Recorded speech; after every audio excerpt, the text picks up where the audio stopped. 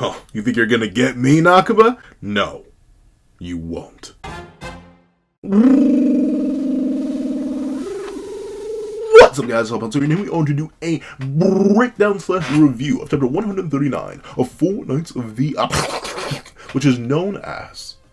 Actually, shoot, what is it known? I genuinely don't know. No, it's too high up, I can't tell. But we are here for another chapter of 4 Nights. This chapter is, once again, we're kind of, I'm not going to say we're in a stasis state, but we're in a more relaxed, a more buttery, a more smoother state. There's not too much going on, but in a good way. I do think this chapter does a good job on what Nakaba is best at, characterization, and also is directly head-on tackling, admittedly it's not resolved in this chapter, but head-on tackling a theory, question, discussion that's been long alluded to in the 4 Nights story so far. So there still is a whole bunch to talk about. So let's not waste any more time and let's hop right into it. Editing me. Ready. 3, 2, 1, go. What's up, guys? That guy with a pencil here. Fun fact, I do happen to have it on me and keep it on me at all times. And another fun fact. Unfortunately, due to the nature of this chapter, Tiore does not have it on her and keep it on her at all times. I mean her clothes. Thusly, I will not be showing the last 3 pages of this chapter, but I will be addressing the last 3 pages of this chapter. Why? You may wonder? Because I'm terrified. Very, very terrified of what would happen to me if I did even risk showing the last 3 pages of this chapter. And for those who wonder, wait, Pencil Man, how are you going to cover all of next chapter, considering it's very likely going to be in a very, very similar vein to the end of this chapter? And to that I say, that's a problem for future me. It's a problem for future me. So he's got to figure that out. But let's actually hop right into chapter 139. Unseen Pain. There we go. God darn it. I knew it in my heart of hearts. This is a nice little cover page, though. I like when Nakaba does the thicker line art. I feel like these are just drawn purely freehand with markers, like he doesn't actually go in. The line art is a lot thicker, and it leads to different design details. I do like Tiore. Once again, I've chalked up her and a lot of her siblings' designs being blamed to her mother?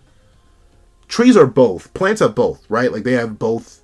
They're able to reproduce themselves, essentially. So, like, technically,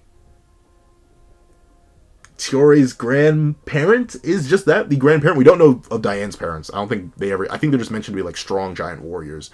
But, like, Tiore, grandparent, that means that Dahlia, Gloxinia, Gerharde, and Elaine are all technically aunts and uncles. So, it explains her design philosophy to me more and more. Though, admittedly, I still do need some, like, confirmation on how the whole 7 kids thing worked out. How old is this character really, Nakaba? How old is she? Nakaba. Tell me, Nakaba. Because I don't trust you, Nakaba. I wouldn't be shocked if she's 10. Nakaba. Because for some reason, you just gotta make it weird. Nakaba. You just gotta make it weird. But, with it being the case, moving on from the cover page, we leap in right where we left off, with Myrtle asking Nasien's a simple question. Why is a human meddling in fairy affairs? And to be fair, that is a pretty good question. Like, like that'd be like me walking into someone else's business while being a guest in their home and then trying to resolve the problem myself. Like, yeah, I kind of understand where Myrtle's coming from here. I know Myrtle's specifically supposed to be portrayed as the, like, antagonist for this chapter, and obviously last one too. But, like, I'm not saying he's entirely right. I'm also not saying he's entirely wrong. Nasiens is definitely an outsider, giving his opinion on something that he doesn't fully understand, and especially considering how he explains his scenario later on in this chapter, the whole changeling scenario doesn't even really apply to him, considering what his parents did to him, and not what the fairies did to him. So, Myrtle, he's spitting. And of course, we see Nasiens believe a pretty important value, and I understand where Nasiens is coming from when he says, whoa, please, hear me out. Before you resort to violence, you need to ask him why he did something like this. And we see that Nasiens, once again, his lack of... I'm not going to say his lack of purview, his lack of intelligence, but his lack of understanding of fairies, despite his 2 years being in the realm, is shown bare here, where Myrtle is like, to these lot, changelings are just a game they play. Asking them why is a waste of time. And low-key, I don't know why, I feel myself aligning with Myrtle again. Yeah, like whenever you play a prank on your homies, like whether it be, misplacing one of their things, pouring hot sauce on their food, taking their car key, whatever it is, do you have a reason other than you just want to mess with people and entertain yourself? I typically don't. Whenever I mess around with my homies, like it is just that. I just want to have fun. And I assume that the fairy, who's going to be revealed to be named Puck, did the same thing here for that reason. I'm bored.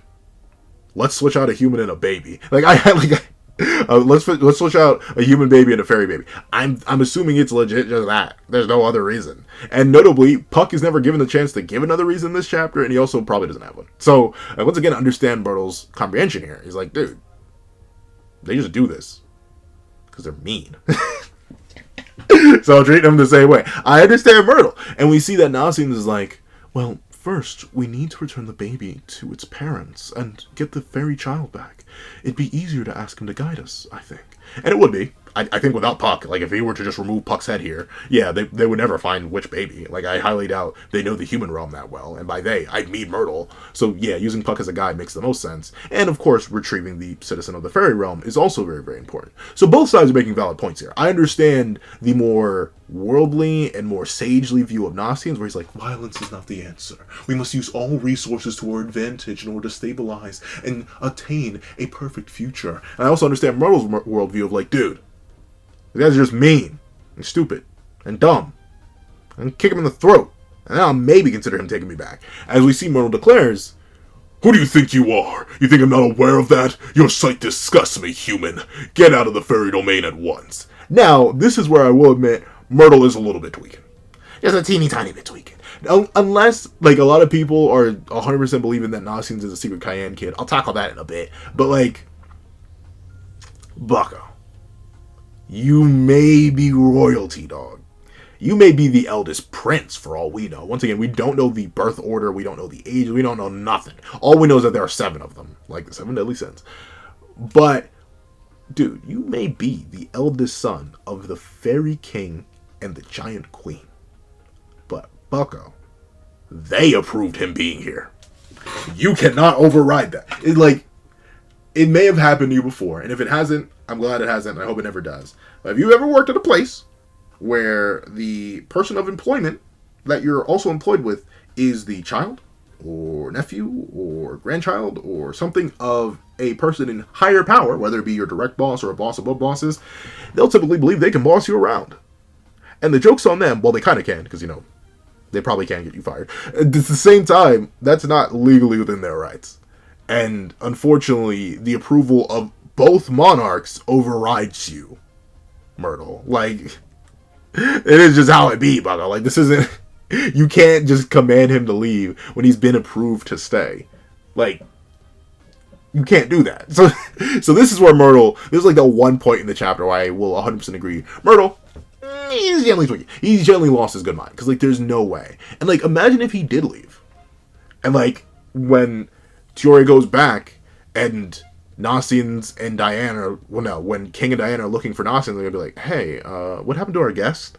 And then Tiore is going to snitch and be like, Myrtle ordered him to leave, even though that's not, well, she wouldn't say, I don't think she'd be able to say, like, oh, Myrtle ordered him to leave, overriding your jurisdiction despite being younger.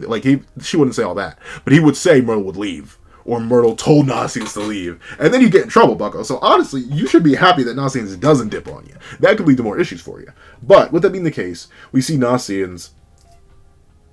He's just like so indifferent to Myrtle, which is cool. Once again, I like that Nasien's has developed this sort of, I'm not going to say like stony indifference, but this understanding. Like notably, you can really feel the fact that this is not the first time this has happened in their interactions. We get confirmation of this later on. But, like, you can tell these two have butted heads ever since Nasien showed up here. This isn't a new thing. This isn't some fancy new revelation or anything like that. No, Myrtle just does not like Nasien's. And Nasien's has likely had to placate or play along to Myrtle's games for the longest time for a while now. So I do like how that's being portrayed. I also like how Nasien's hair is looking. It's just the hat. Fix the hat. Why is it so puffy? Why has it got that lump on top? Does it need help? Does it need an examination? But Nasien says, oh, don't worry. I will. I'll leave. I promise you, the moment a certain something happens, once my most valued of friends opens his eyes, I'll be gone. And, well, that is simultaneously some Percy glaze. Gosh darn it, Nasiens, you value Percy, the guy who abandoned you, more than you value Donnie and the GOAT Sylvan. Like, come on now. No, I understand, though. Percy is the savior of Nasiens, for all intents and purposes, in more ways than one. Literally, metaphorically, figuratively. Like, yeah, I understand why Percy is Nasien's most valued friend. And I also understand why Nasien just wouldn't want to leave. Like, presumably this is annoying, having to deal with the eldest Fiend Prince consistently breathing down your neck, telling you, "Oh, leave! Oh, you filthy human! I'll go by my mind. Daddy wants you to leave. Get out of here, stupid head, doo-doo head." Like, I get that. That would be annoying. But it goes to show the determination and, honestly, respect and care that Nasiens has for Percival. He's willing to put up with all this, all the nonsense that is being placed upon him by beings who have way less jurisdiction than the ones that are allowing him to stay here and allowing him to look over his friend. All for Percy. Who it was already mentioned in the last chapter, who he knows that some people feel like Percy betrayed him.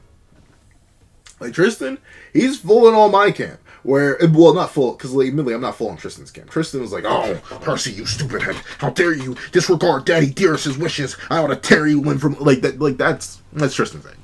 My angle is more so like, come on. Like, I look at Percy where I'm like, come on, Bucko. You should have thought that through a little bit more before you immediately leaped into it. That's my lean with Percy, where I'm like, there were better ways to approach this. I get why. Once again, I still need to make that video, especially before he wakes up. I'm planning like a couple things to talk about part one now that part one's over, but I'm like compiling all of them so I can like bulk record them all at once. But I do admit, I still fully understand Percy's decision on a character level, and I understand it fits his character considering he's not that worldly. He's still very much a baby, and he thought very short-sighted about it. But with that being the case, I still find both Nasien's and Tristan's sides of the story compelling. Even Tiore, who sides with Tristan in the sense, where I can understand why Nasien, someone who was directly saved by Percival multiple times, both life-wise and freedom-wise, and gave Nasien's a whole new world. I do respect that Nasien's is willing to do all this for the sake of Percy, but I also understand why Tristan's mad. He doesn't know Percy. Percy didn't do anything for him. Percy was far weak as night. So he's like, dude, you ruined the prophecy. You sacrificed what my father sacrificed for you. And now you're just going to lay here and leave us all behind? You stupid head. I fully understand Tristan too. And I like that. I like how the dynamic is being played at actively. It's not something that's sterile. It's not something that's flatlined. It's not something that everyone's okay with because Percy's a real nice guy. No, it is something that's causing genuine character conflicts. It may have led to Tristan's capture in the long run. Who knows? But with it being the case, we see that Tiore does not want Nasiens to leave. But, of course, there are probably some reasons behind that. But we see that, I'm just going to call him Puck, not random fairy dude. Puck gets dropped, and Myrtle once again tries to extend his princely authority over the king and queen's authority. As he said, or as he says, I said it once, you now spread, well no, not spread it.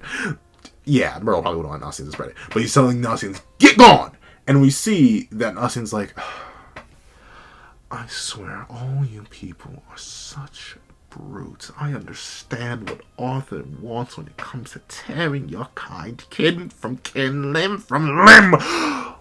Tiore, hold my while I work. And we see that Tiore happily takes the baby. As she says, you bet. And we see that Tiore starts to give the baby shaken baby syndrome as she shakes it back and forth as she yells, whoa, whoa, go Nasi. I'd be so mad. Like, I'm not sure. Imagine your younger sibling cheers for your op.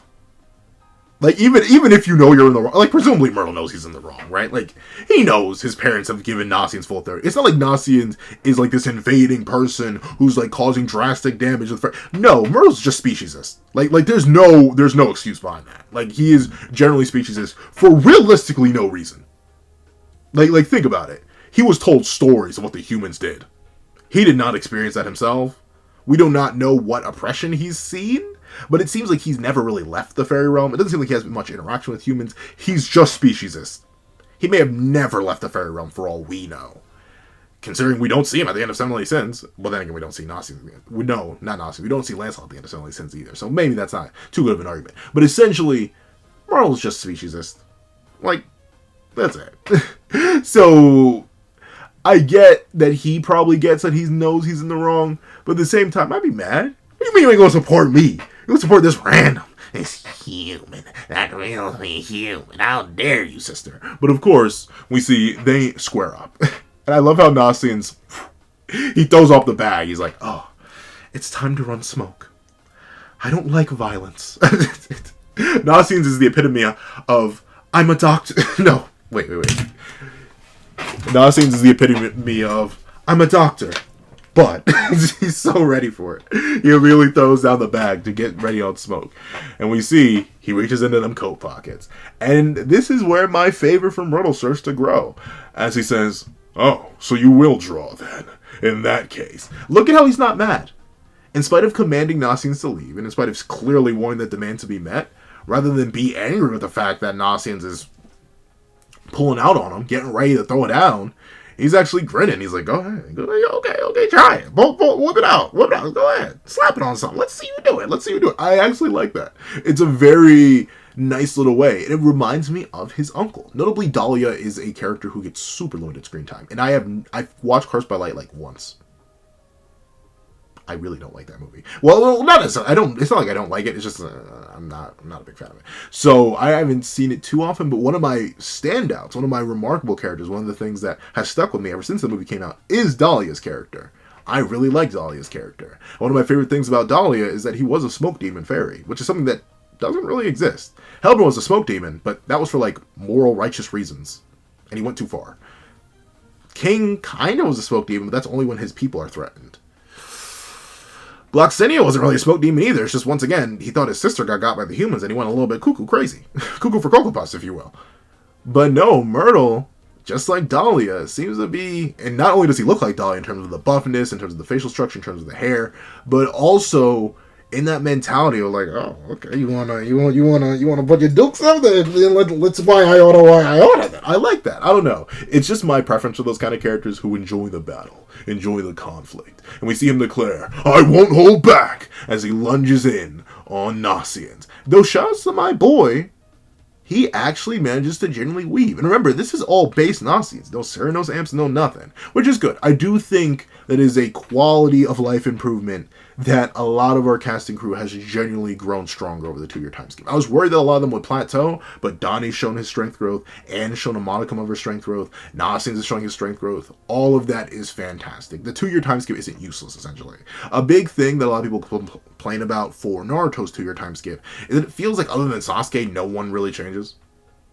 Like, sure, things happen off screen. Like, Neji becomes a Jonin, and everyone else becomes Chunin, except for Naruto. But, like, other than some tailed beast transformations for Naruto, which you can still barely control,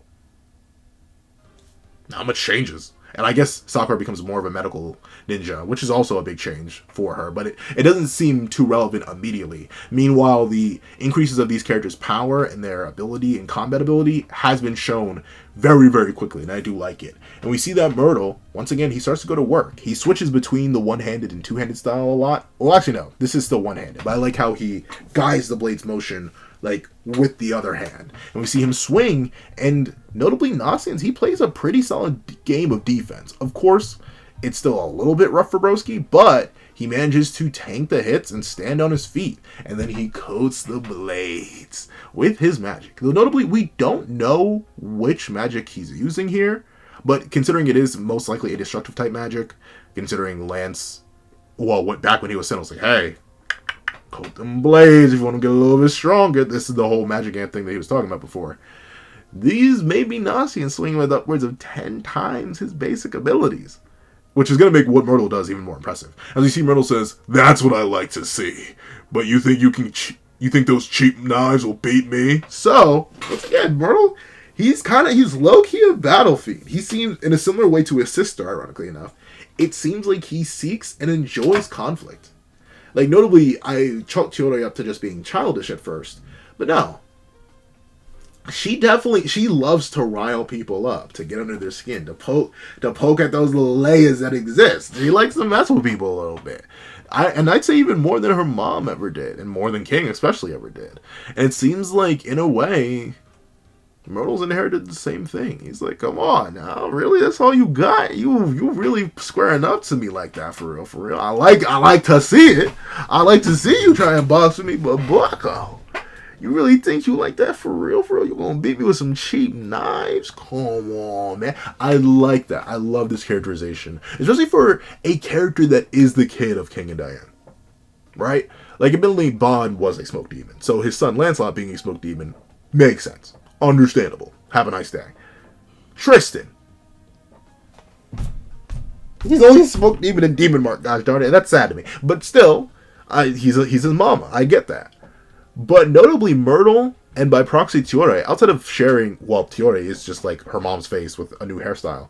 But for Myrtle especially, for being the child of King and Diane, he exemplifies basically none of their traits. He has like the old fairy mindset, the old fairy king mindset, where it's his job to protect the forest and stuff like that and the realm. But outside of that, he seems nothing like his parents. And I mean that as a good thing. I do like that. Where Myrtle feels like an entirely unique character. Of course, this does play into the idea that maybe Myrtle isn't actually their kid, but at the same time, Tiore has that seemingly non-parent mentality. She has the lighthearted nature of Diane, but once again, her antagonism, her willingness to, instigate conflict, and heck, even at the end of the last chapter, she straight up said she didn't know who to root for because she just liked the idea of conflict in general. Seeing that Dahlia-esque trait being carried forward into King and Diane's kids?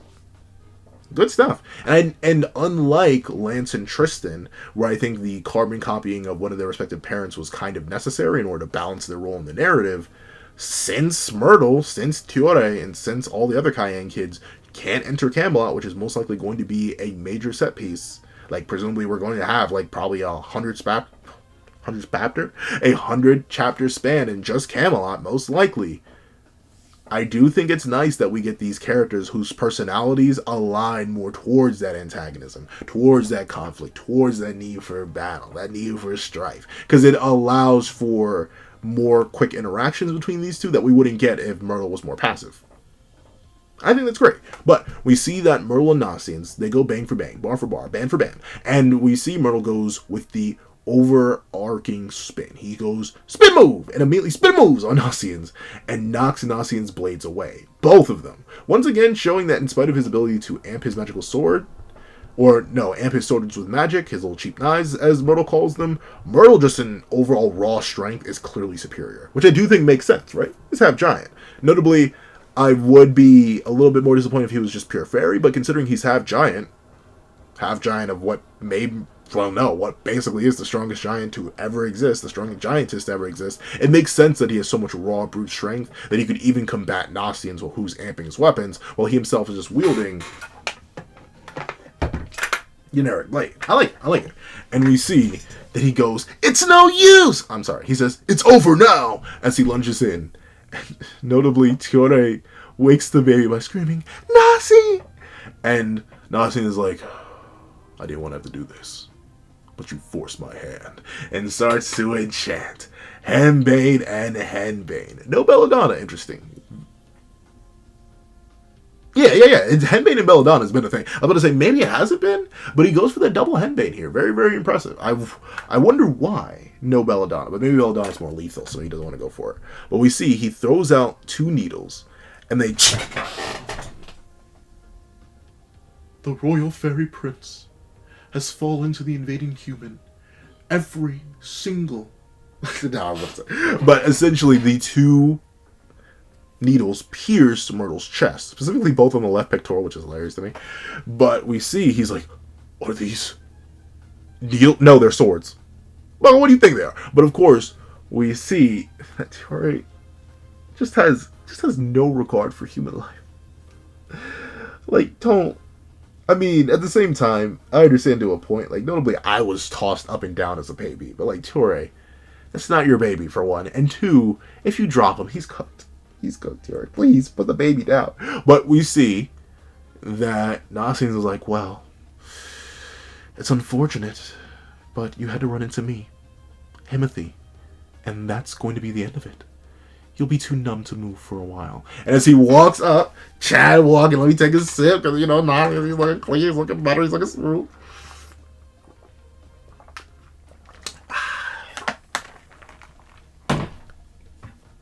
He ain't learned about the disaster that was coming his way. Because immediately, boom, Mr. Boom, just the whole foot straight in. I'm not even sure how that one's going to work. Editing. Boom, the whole foot straight to the chest. That is what he just lifts up his whole right foot and kicks Nasien's right back. The henbane doing nothing to Broski. Now, of course, this naturally leads to questions for Myrtle, especially if you think he's not actually the child of King Diane. How did he just tank henbane? Notably, even Nasien is like, Anigaisiaskino, why? That poison acted instantly on your body. I just assume it's like a natural immunity. Like, I think royal family members just have immunity to poisons. Maybe not to the same degree as demons, but like, probably. Because it makes sense. Remember, King with disaster can control the level of potency, the level of potency behind different poisons and stuff like that, and the afflictions of others. So it wouldn't be shocked, essentially, if while Myrtle didn't inherit disaster itself, since he's not actually a fairy king, just as Lance. Well, no, Lance is different because dad, Bond. But I presume this comes as like a transmogrified immunity born of disaster. Unless it's like something insanely lethal and corrosive, poisons just don't work on Myrtle. And they may not work on Tiore or any of the Cayenne kids, considering they should have all inherited some variation of their father's most likely genuine immunity to poison. But once again, that's just pure headcanon. I'm not sure if anything has to do with that, but if I had to make an excuse, that would be mine. And it is crazy to see the ripple effects on Nasiens from this kick. And we see that Myrtle's like, I had to cheap shot you, but I'll be real with you, dog. That was light. Give up. He really said, you're finished, bucko, and wrapped it up. And we see, as Myrtle, Nasiens does not back down. He's breathing heavy, of course. It seems like that stamina problem didn't go away. Bro took one hit, and now he's... I say that as if I wasn't kicked so hard that my body ricocheted and rolled off the ground and I was forced to do a backflip, that I also would not be breathing heavy. So, like, don't let me seem like I'm caught in Nasiens. But with that being the case, we see that with the determination laid bare in Nasien's eyes, he grits his teeth, and I don't think he would have actually done anything. I genuinely think he's low-key kind of assault. I don't think Myrtle would have actually off Nasiens here doing anything. But, out of fear, a certain someone says, no! Summon Sin! Boar Sin! I kind of wish this was a Hawk reference, but, like, I should have known. Of course it's the Boar Sin. Merlin Sin. So, like...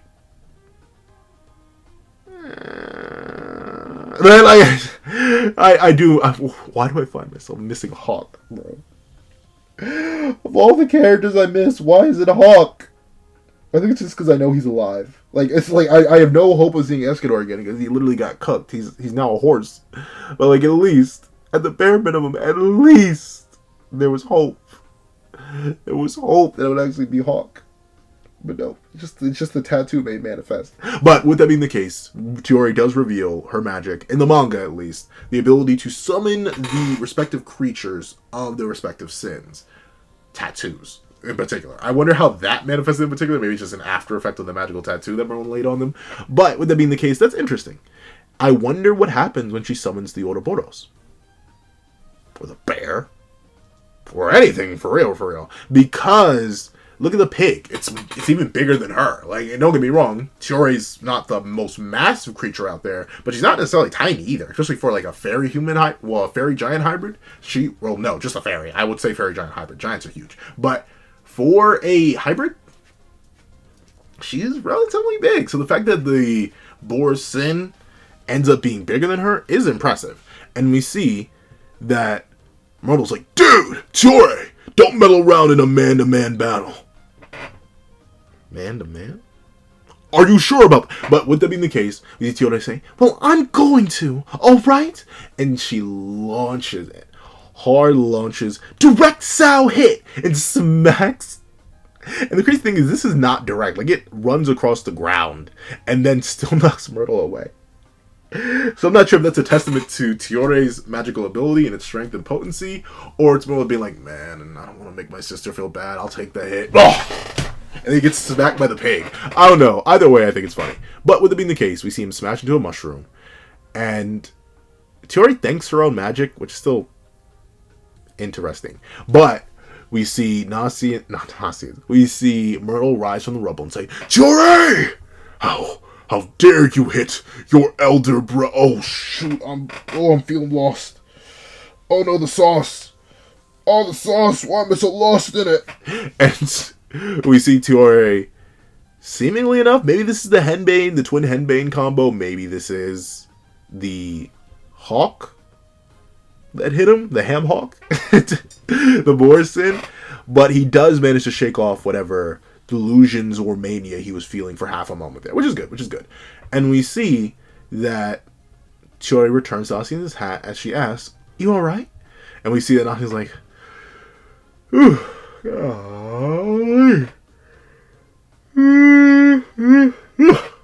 wow, that sure was something." He didn't take a whole bunch from that. And we see that Myrtle's like, "Fine, that's it, I'm done, leaving the server." Oh, what a killjoy she is. Oh, she's so whack. Why does she have to be 5? Once again, are they septuplets? I highly doubt they are, because they all look so different. But then again, we just don't know. We do not know enough about giant and or fairy reproduction. We probably will never learn, and we probably shouldn't ever learn. But with that being the case, we see that Myrtle acquiesces. He says, "Enough. What a killjoy. I'll return the baby for you." Once again, calls her a killjoy. He was genuinely enjoying the man-to-man battle he was having with Nasiens, and presumably was willing to let him get up and keep fighting as long as he, didn't try cheap tricks with the needles and kept on going. And I do like that. Once again, Myrtle, a character who I've slowly come to appreciate in a way that I didn't think I ever would. And we see that Myrtle's like, "Give it to me. Give me the darn baby." And Tiore asks a weird question. "No eating it, alright?" And Myrtle naturally asks, "You think I'd do that?" And I also wonder, too, like, why does that come to mind? Is it the fairy side? Is it the giant side? Is it just Tiore being crazy and stupid? I don't know. It feels weird, though. It's like a stipulation just to lay out. Don't eat it. Something you need to tell us, Tiore? What do you be doing with the changelings? Because you know Puck. What you be doing? But with it being the case, we see that it almost, I'm not sure, it kind of looks like Myrtle begins to, like, let loose his guts, but then he starts coughing and hacking, and we see Nasien's like, "Oh, are you alright, Myrtle?" And Myrtle smacks the hand away, because of course he doesn't want help from a filthy human. And he's like, "Keep my name out your mouth." Wasn't get funny. But he pops out a certain pill, takes it, as Nasien asks, is that a juice? And then Myrtle seems to cough a little bit more and then stabilize. And he goes, "Whew, get up and guide me, you. Run on me and you're dead. Got it." So he knocks Puck to lead him away and take the baby back. And it's sweet. You can see how he holds the baby. He's genuinely holding it with some sort of care. So he's actually, I think he's well-meaning.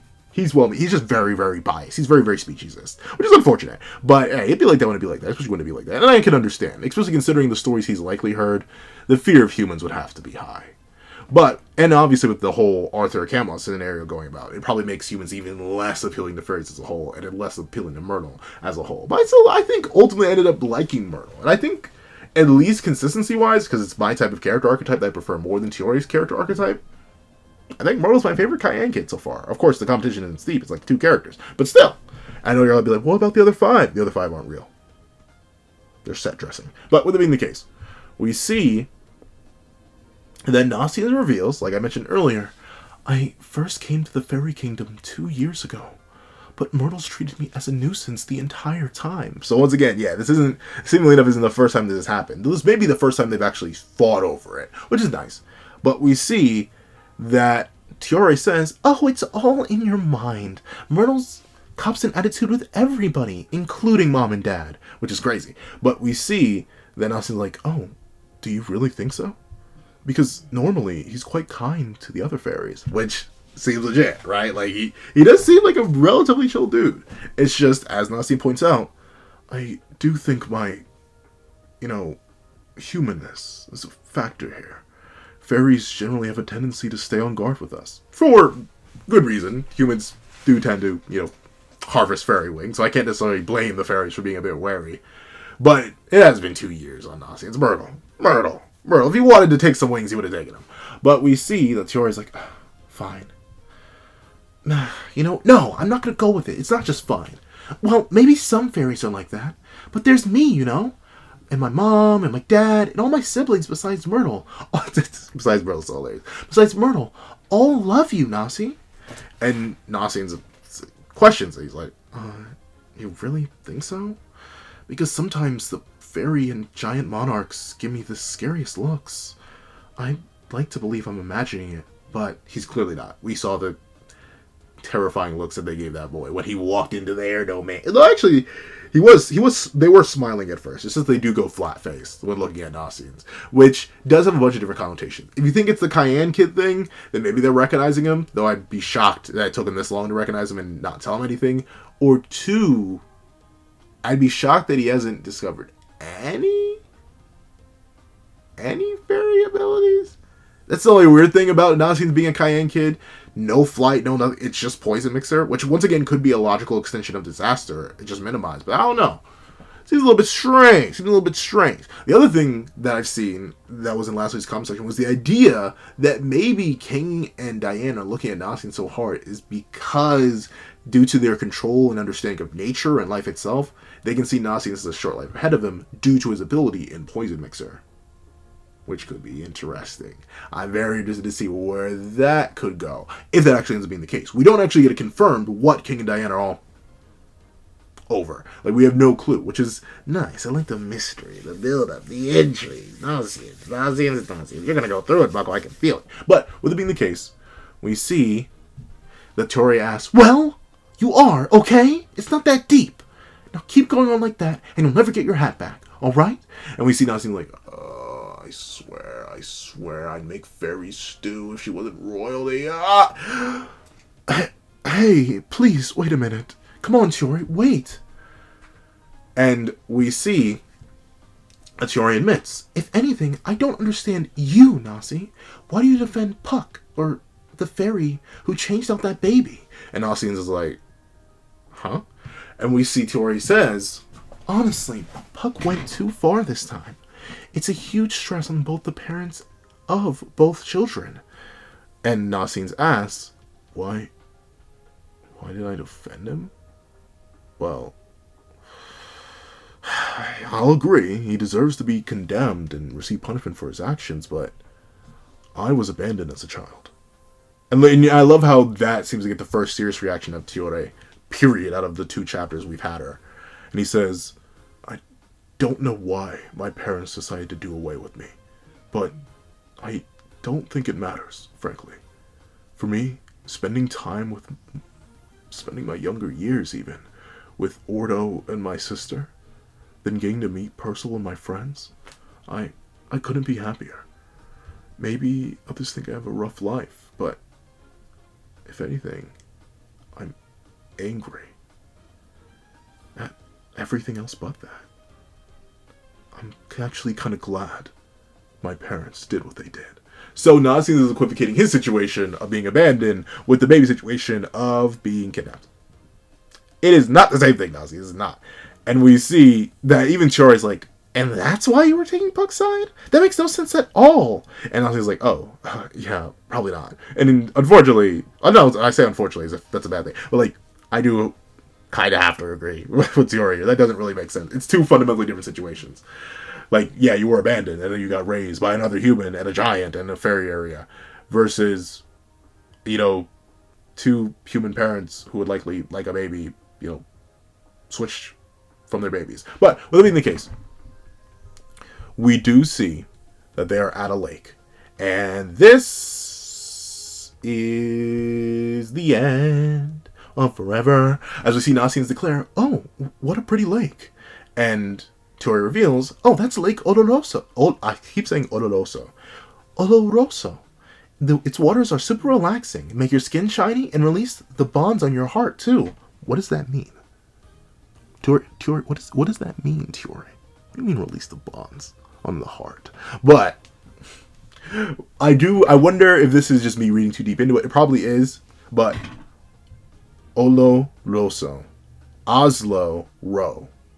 That's because I'm reading way too deep into it. But I'd like to imagine that there are like a lake or two in the fairy realm that are named for Oslo in particular. Maybe not Row, because Row, I don't think Row's story ever got cleared up by the time Luxinia like stopped or like became a commandment. I don't think that was ever cleared up until way later. So maybe not Row, but Oslo getting his own lake name would be neat. But I don't think this is that. And once again, like I said, I'm not going to cover the last couple pages because I'm scared. I'm very, very scared. Very, very, very, very, very scared. But essentially what gets tackled is the fact that Nasiens isn't actually a boy. He's not.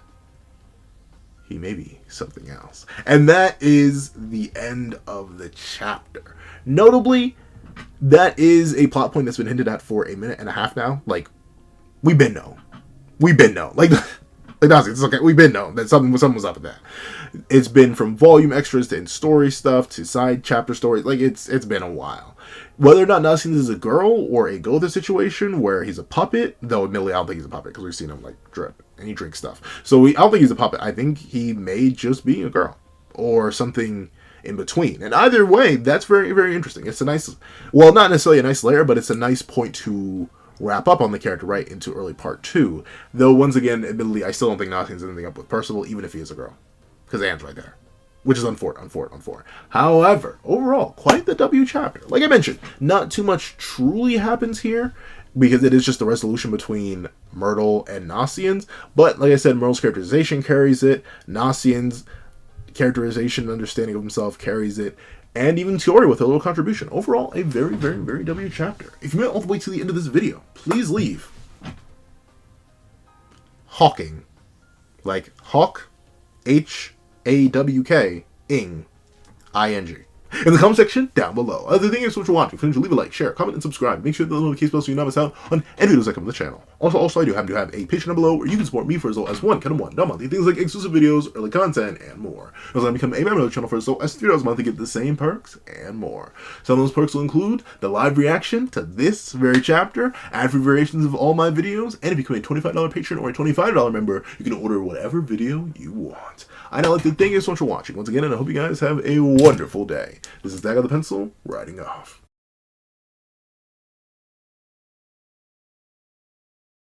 I'd like to give a thank you to our $3 members, O'Connor Plays, Greyhound, Kids Void, Astro, and Red Wolf 4765. I'd like to give another thank you to our $5 patrons, Victor, Steron, Sean, RNG Master, Midnight Lord 21, Kevin, Jermaine, Igneal, EHAC1, and Demix LND. And I'd like to give another thank you to our $7 members, Autumn, Mornings Lazo, Sick Addiction, and Jan Toma. And I'd like to give another gargantuan thank you to our $10 member, Jay Warrior. And I'd like to give another thank you to our two $10 patrons, Joaquin and Item Okami. And I'd like to give a hefty thank you to our $25 member, Alex Ice Rose. And I'd like to give another gargantuan thank you to our $25 patron, Winter. Another hefty thank you to our $25 patron, ChinaDoll09. And a final gargantuan thank you to our $25 patron, Calvin Elder.